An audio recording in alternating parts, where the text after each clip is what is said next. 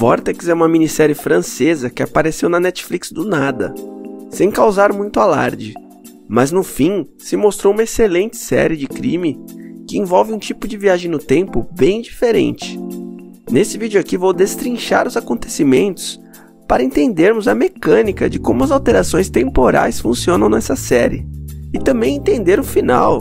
No fim, Ludo realmente conseguiu impedir o trágico destino de Melanie? Vamos tentar entender tudo aqui nesse vídeo. Então, antes de seguirmos, se você gosta desses temas sci-fi, não se esqueça de se inscrever no canal, hein? Vortex começa em 1998 apresentando o casal Ludovic, mais conhecido como Ludo e Melanie. O casal tinha uma bebê chamada Juliette. Num dia fatídico, Melanie sai para correr de manhã, e algumas horas depois, Ludo é avisado pelo parceiro de polícia Nathan que Melanie tinha sido encontrada morta. A constatação é que tinha caído acidentalmente de um penhasco na praia de Corsen. 27 anos se passam e Ludo superou a morte de Melanie e se casou de novo com Parvana e tem um outro filho. Ele e Nathan continuam parceiros na polícia e são chamados para uma nova ocorrência na praia de Corsen. Lá, uma mulher chamada Zoe Levi foi encontrada afogada. Logicamente, um caso bem suspeito. E tinha um coração desenhado na areia, com as letras N e Z. Só que em 2025, a polícia francesa já tinha uma tecnologia que mapeava toda a cena do crime. Drones sobrevoavam o local escaneando tudo, e os policiais podiam posteriormente, no escritório, utilizar um óculos VR e ingressar na cena do crime novamente, observando então detalhes que podem ter passado despercebido antes. E é aí que o negócio fica interessante quando o Ludo usa a tecnologia para analisar a cena daquele crime, mas se depara com Melanie na praia.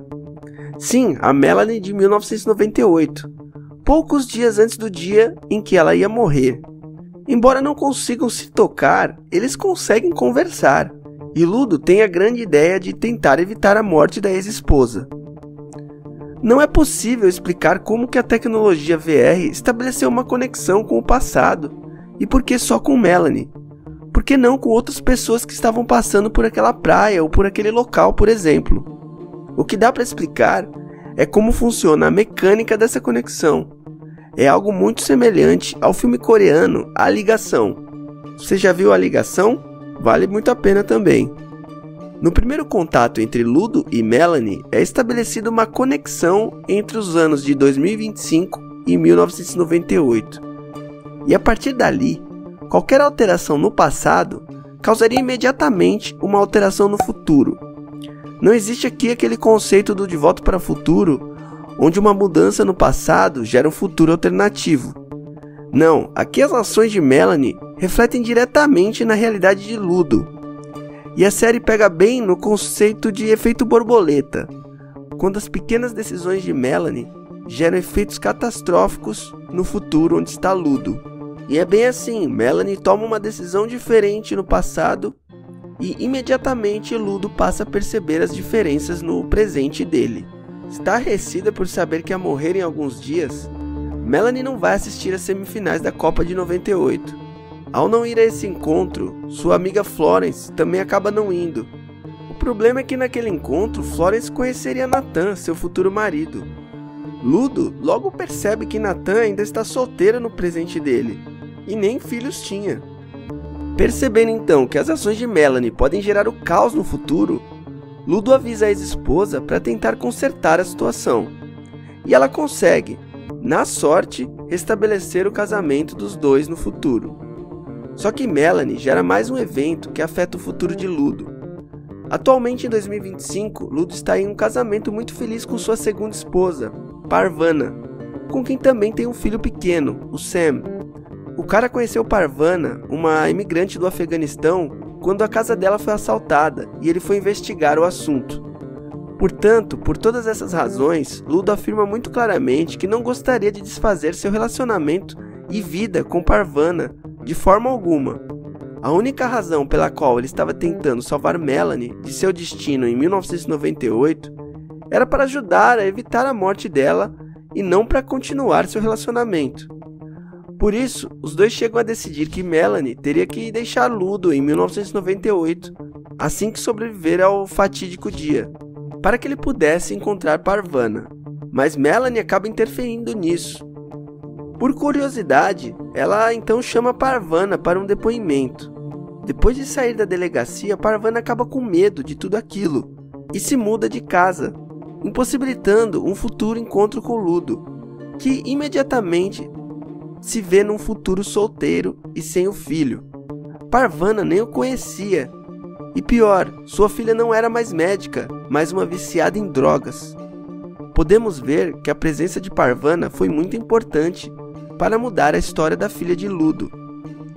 Porém, mais uma vez, Melanie, ao ser avisada que fez essa cagada, consegue restabelecer o presente, convencendo Parvana a voltar para casa. Como vimos antes, essas alterações são imediatas. Melanie atua no passado e no mesmo instante o futuro é alterado. Porém, o único que percebe essa alteração é Ludo. Uma outra situação intrigante é que no presente alternativo, onde Nathan não conheceu Florence, a chefe de polícia é uma mulher chamada Yasmine, ao invés do caricato Legoff. Yasmine, na verdade, também era uma das vítimas do serial killer, morta em 2001. Mais pra frente dá pra entender essa conexão e por que houve essa mudança. Os policiais encontraram um elo entre os casos. Todas as vítimas receberam um anel do serial killer. Ludo e Melanie estavam suspeitando do promotor Nicholas Orsatti, que estava stalkeando Melanie, mas o cara tinha um álibi e foi descartado. Em seguida, a suspeita recaiu sobre Nathan, sim, o parceiro de Ludo, que tinha se envolvido com uma das vítimas e não mencionou nada durante a investigação. E a série dá muitas pistas que a gente pensa que é Nathan mesmo. Só que chega o dia previsto para a morte de Melanie, e essa suspeita faz com que no passado Melanie atinja Nathan com um tiro. Mas mesmo assim, vemos que Melanie acaba morta no futuro. Mas como, se ela conseguiu fugir do Nathan? E é aí que vem o maior plot da minissérie. Ao se refugiar na casa do melhor amigo Hector, ele revela a ela que era apaixonado e dá um anel para ela. Sim, e ela percebe que era o famigerado anel encontrado no dia da sua morte. Imediatamente, ela entende quem era o assassino. Enquanto isso, no presente, através de uma carta de Melanie, Ludo vai à casa de Hector e acaba descobrindo que na verdade era ele.